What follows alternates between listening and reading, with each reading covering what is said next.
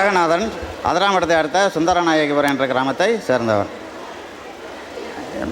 முஸ்லீம் மதத்தில் இறந்து போனவரை புதைத்து விடுகிறீர்கள்.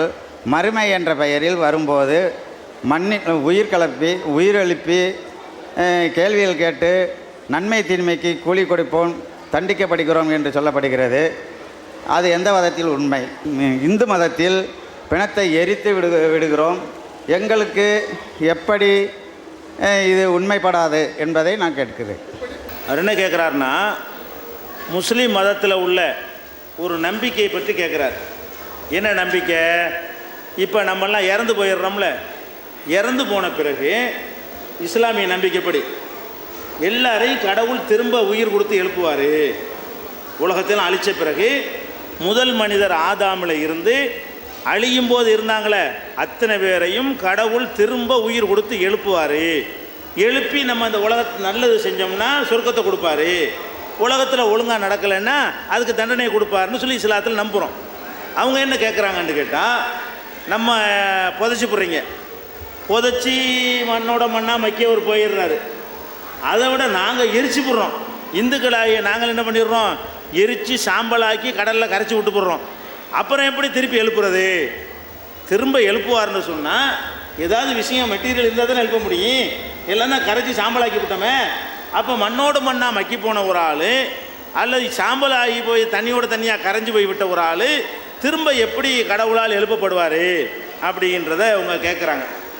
அப்போ இதில் நீங்கள் கடவுள் நம்பிக்கையை சரியான முறையில் நம்பினோம்னா இந்த கேள்வி வராது. இப்போ நம்ம உலகத்தில் வாழ்ந்துக்கிட்டு இருக்கிறோம்.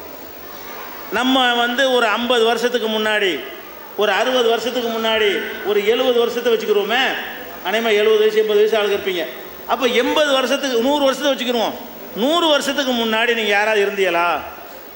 இங்கே இருக்கிற யாராவது 100 வருடத்துக்கு முன்னாடி இருந்தீங்களா? இல்லை. எங்கேயாவது இருந்தீங்களா? எங்கேயுமே இல்லை. எந்த பொருளாவாச்சும் இருந்தீங்களா?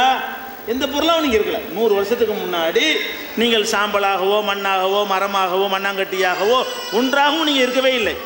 அப்போ ஒன்றுமே இல்லாமல் இருக்கிற உங்களை தான் கடவுள் உண்டாக்கி இருக்கிறார். இப்போ நீங்கள் இருக்கிறீங்கன்னு கேட்டால் உங்களுடைய துவக்கம் என்னன்னு பார்த்தீங்கன்னா ஒன்றுமில்லை. என்னவா இருந்தீங்க? என்னவாகவும் இருக்கலை. அப்போ தாய் தகப்பனா கூட அவங்க பிரிஞ்சு தான் கிடந்தாங்க. இல்லாட்டி அப்போ முதுகுல இருந்தோம், ஆத்தா முதுகுல இருந்தோம் சொல்லிட்டு போயிடலாம். அது கூட மிக்ஸ் ஆன பிறகு தான் உயிரை உண்டாகுது. அவர்கிட்ட தனியாக உயிர் கிடையாது, இவள்கிட்ட தனியாக உயிர் கிடையாது. அப்போ நீங்கள் 2 பேரும் என்னைக்கு சேர்ந்து அந்த கருமுட்டைக்குள்ளே போகிறீங்களோ அன்னைக்கு தான் ஒரு மெட்டீரியலாகவே நீங்கள் ஆகுறீங்க. அதுக்கு முன்னாடி நில்லு, ஒன்றும் இல்லை, எதுவும் இல்லை. அப்போ நீங்கள் என்ன விளங்கணும்னு கேட்டால், நம்ம அன்றைக்கி மனிதர்களாக வாழ்கிறோமே, நம்மளே ஒன்றும் இல்லாமல் இருந்தாலும் உண்டாகிருக்கிறோம். ஒன்றும் இல்லாமல் இருந்து நம்மளை கடவுள் உண்டாக்கி இருக்கும் பொழுது திருப்பி உண்டாக்குற கஷ்டமா? எந்த கடவுள் ஃபஸ்ட்டு உண்டாக்கியிருக்கிறார்? உங்களுக்கு உங்கள் கண் மூக்கு கடவுள் பார்த்தா உண்டாக்குனாரு.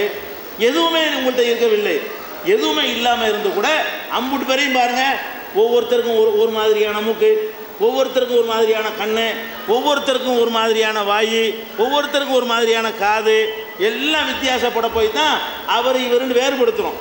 இவ்வளோ வேறுபாடுகள் உள்ள படைப்பை கடவுள் முன்னாடியே பார்த்துட்டு படைச்சாரா? முன்னாடி இருந்த மாடலை வைத்து கொண்டா படைச்சாரு? அப்போ நம்ம யாராகவும் இருக்கவில்லை, எதுவாகவும் இருக்கவில்லை நம்ம பார்வையில் பகுத்தறிவு பிரகாரம். ஆனால் கடவுளுடைய செட்டிங்கில் நம்ம இருந்திருக்கிறோம். கடவுளுடைய செட்டிங்கில் அவருடைய ஒரு ப்ரோக்ராமில் நம்மளெல்லாம் இருந்திருக்கிறோம். இருந்து தான் படைக்கிறாரு. அப்போ நம்ம என்ன விளங்கணும்? கடவுள் நினைச்சாருன்னு சொன்னால் நம்மளை எப்படி இல்லாமல் இருந்து படைத்தாரோ அதே மாதிரி இல்லாமல் போன பிறகு 2ஆவதும் படைப்பார். மனுஷன் இப்படி செய்கிறாண்டா தான் நீங்கள் கேள்வி கேட்கணும்.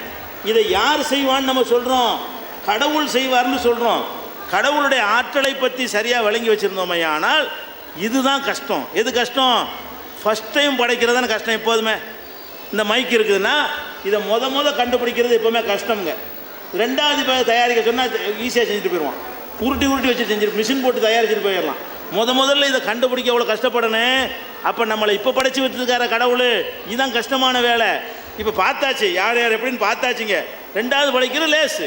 நம்ம எப்படின்னு பார்க்காம இருந்தே இந்த கடவுள் நம்மளை படைச்சிட்டாருன்னு சொன்னால் நம்மளுடைய ஒவ்வொருத்தருடைய அங்கே அசைவு வரைக்கும் பார்த்து வச்சுக்கிற கடவுள் அதே மாதிரி 2வது தடவை படைக்கிறது கஷ்டமா? இப்படி நம்ம யோசித்து பார்த்தோம் என்று சொன்னால் கடவுளுக்கு இது முடியும். கடவுளை சரியாக நம்பினால் சூப்பர் பவர் என்று நம்பினால் நினச்சதையெல்லாம் அவருக்கு லேசாக செய்ய முடியும்.